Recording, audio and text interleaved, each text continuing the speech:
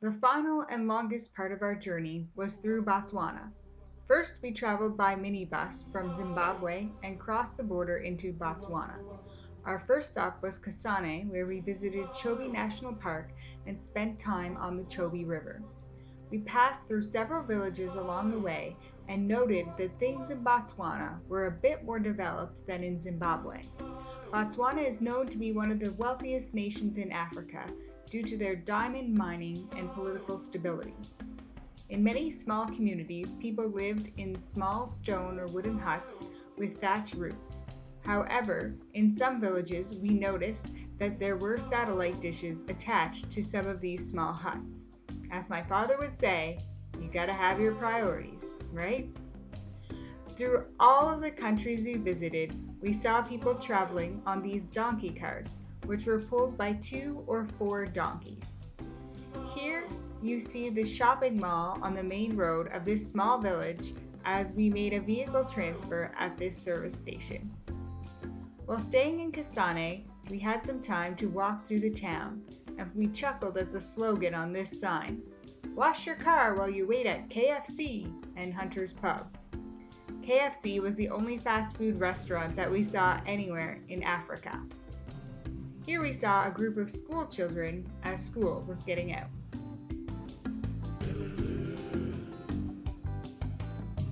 On the Chobe River, there was an abundance of bird life, with over 500 species of birds in Botswana. Here you see the African darter, known as a snakebird. We were on a photography boat tour when Darren spotted a fish on a stick. Our guide was very confused, but as we got closer, we saw that this bird had caught a fish. We were able to watch the bird as it devoured the fish. Elephant dung is a source of food for many animals.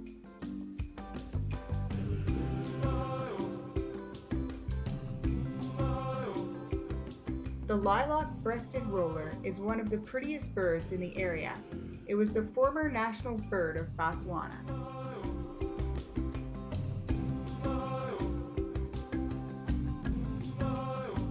The malachite kingfisher is also a very colorful bird found on the Chobe River.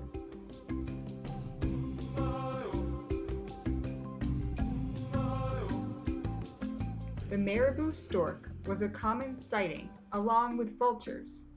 These birds are common scavengers, as they were sighted here eating the remains of an elephant who was burned along the side of the road by park rangers because it had died of a disease.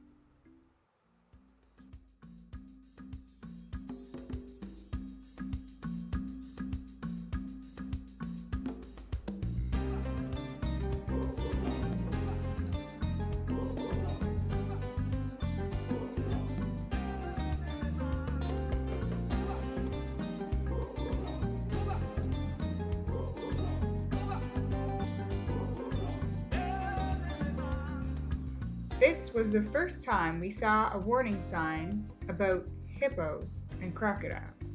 We did not see any on our walk, but we did see lots during our boat tours.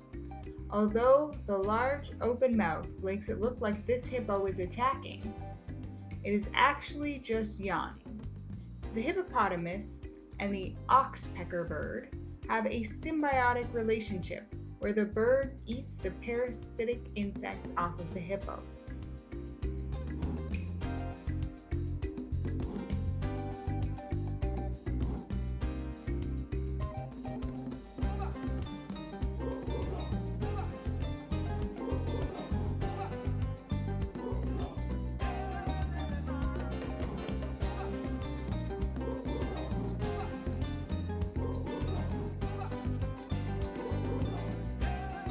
The crocodiles we saw along the riverbanks also had their mouths open most of the time. This was a means of cooling their cold-blooded bodies that had warmed up in the sun. Botswana has the densest elephant population in the world thanks to their zero-tolerance policy for poaching of any animal.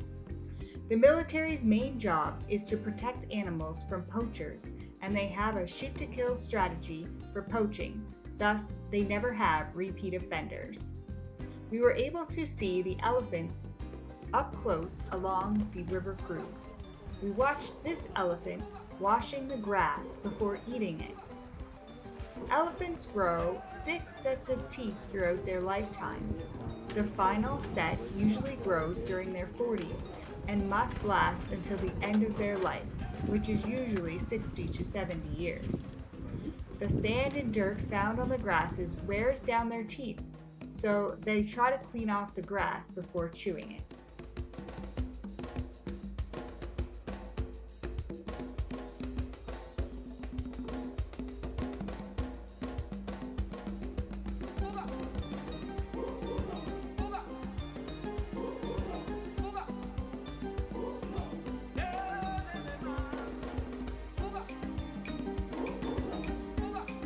Waterbuck and impala were some of the antelope we viewed at the park.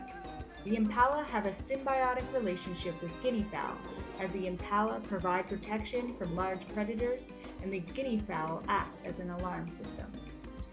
We were very excited to have our first and only lion sighting at Chobe.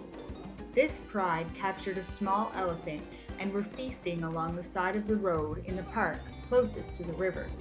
The guide said that capturing elephants is not a common occurrence for lions, as the herd is very protective, but this teenage elephant was likely playing and distracted when the rest of the herd left the area to find a new place to graze. When he realized that the herd was gone, he would have made noises to try to find the others. When the lions saw or heard this, they would have made the attack, knowing the rest of the family was not close by to protect him. This small pride had several females and 2 male lions. We later saw the lions again during our boat tour at sunset. The females walked to the water's edge to drink.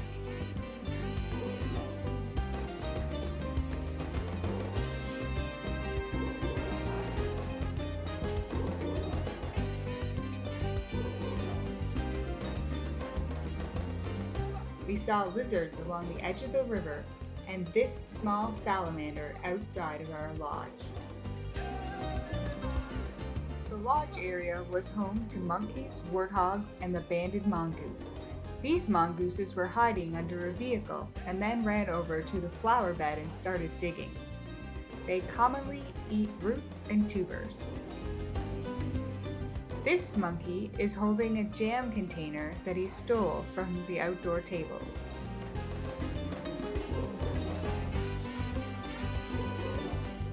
These warthogs were along the road outside of our lodge. They found a garbage can and were digging to find something tasty.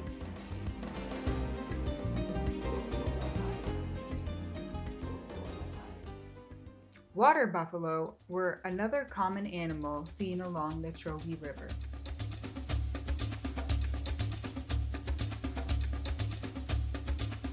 Our boat tours provided another opportunity to view the sunset, this time while on the river.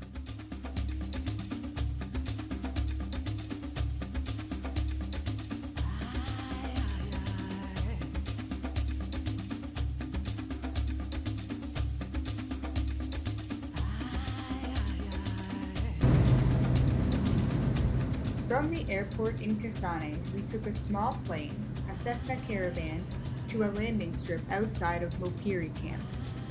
From here, the only way to our lodge was by boat. We were greeted by the staff singing some traditional music.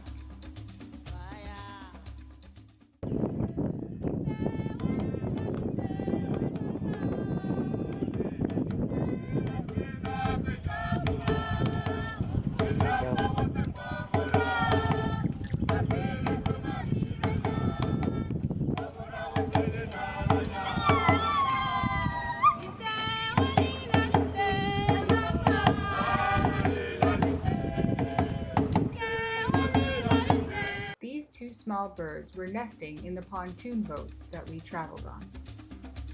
This was a large spider we found in our tent. Although it is harmless, it was the biggest spider we had seen outside of a zoo. This is the nest that it makes. Our guide found a scorpion in his bathroom and captured it in a cup for us to look at. Notice how it glows under a black light. The lodge was surrounded by wildlife. We watched this monkey steal a muffin at breakfast, while we saw this bushbuck on our way to our tent. Our tent was right on the delta and provided a nice location to watch the sun set.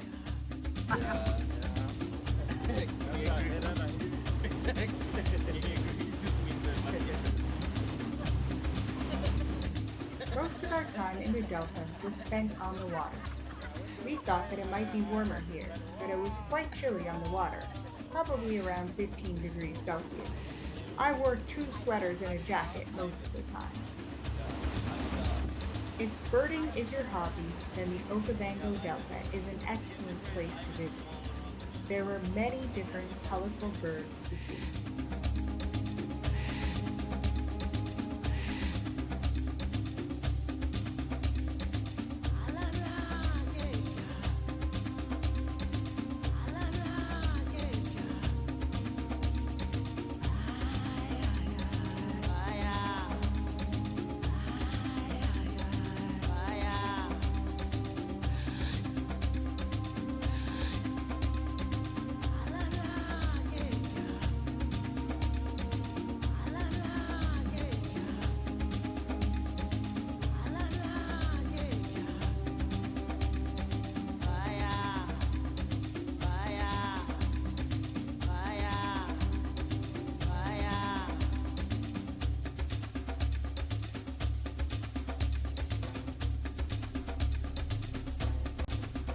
The baobab tree is seen here in another different environment. This is the sausage tree. The large fruit, known as sausage fruit because of their shape, hang from its branches. The fruit can weigh several kilograms and is used for culinary and medicinal purposes. One common product made from the fruit is cream of tartar. This juvenile crocodile, about 1 year old, was spotted along the edge of the water. These young crocodiles must be careful if they want to make it to adulthood, as the adult crocodiles are known for eating the young. These hippos were not happy when our boat visited their swamp. Darren had the opportunity to try his hand at fishing for tigerfish. He hooked some but didn't land any as the guide started backing up the boat at the same time. Here you see the makoro, a type of flat-bottom canoe used in the Okavango Delta. The boat is propelled by a pole, which is used by the person standing at the stern. We had the opportunity to travel through the delta on one of these makoros with a local guide. The boats were traditionally made from digging out a large tree trunk, but are now mainly made of fiberglass in order to preserve the larger endangered trees. While on the boat, we saw local fishermen and their handmade fishing nets along the river. Due to the narrow channels and the prevalence of papyrus reeds, these are still a very practical means of travel.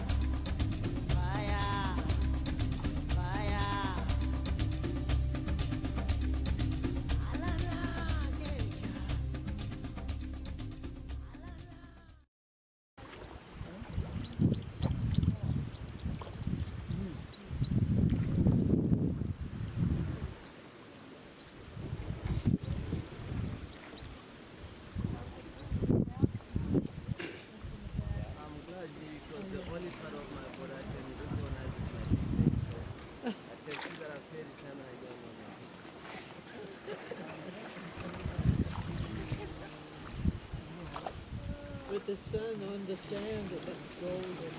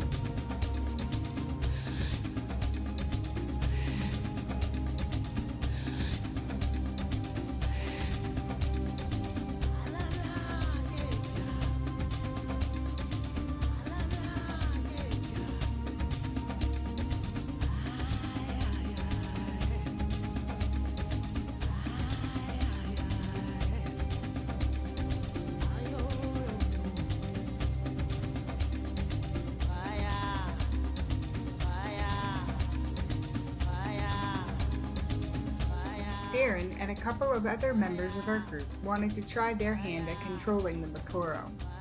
It took a lot of work to maintain balance, but none of them fell in the water, and Darren was able to land his boat. The guides warned not to take the boats out too far because the water was really deep and there is always the potential for hippos to tip the Makoro over.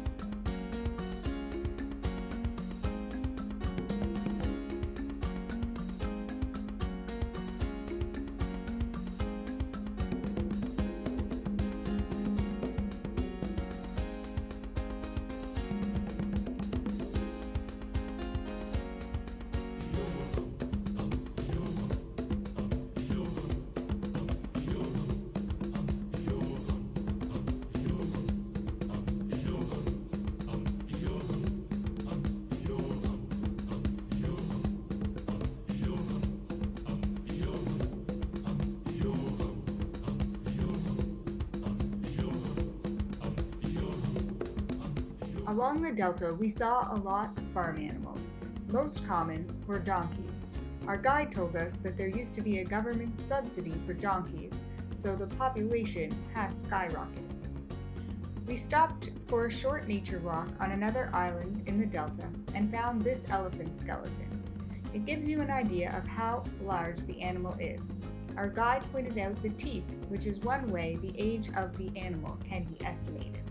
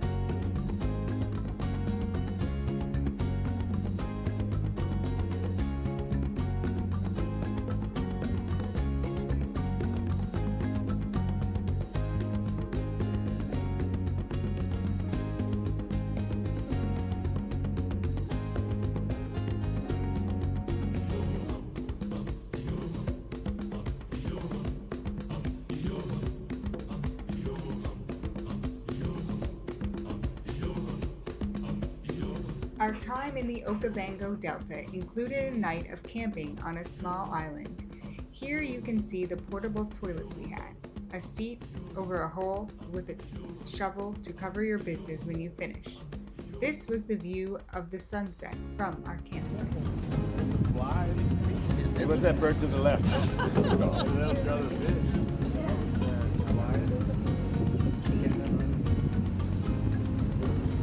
Our final night on the Delta involved the sunset cruise along the water, and again we had the chance to encounter some beautiful sunsets.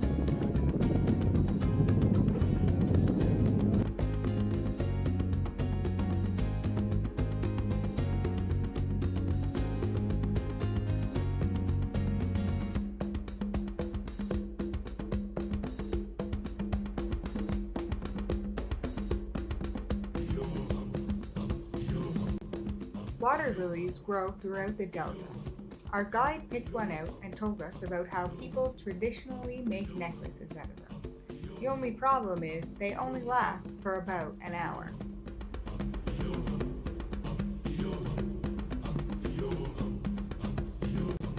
Our last stop in Botswana was the city of Mau. While there, we opted to take a flight over the delta to get a closer look at the animals from the air, as we did not see many large mammals during our time on the water. We were able to see how dry the delta was, although we did see some herds of animals. This year, Maun is experiencing the worst drought in history. There are hopes that this is just part of the climate cycle, but it was sad to see stories on the local news about animals getting trapped and dying in the mud. On our last night in Maun, as part of a cultural experience, we visited the house of local storyteller Bonti, who told us about her culture. She employs a number of youths as part of an initiative to help reduce youth unemployment. Here you can hear them performing in their native language of Setswana.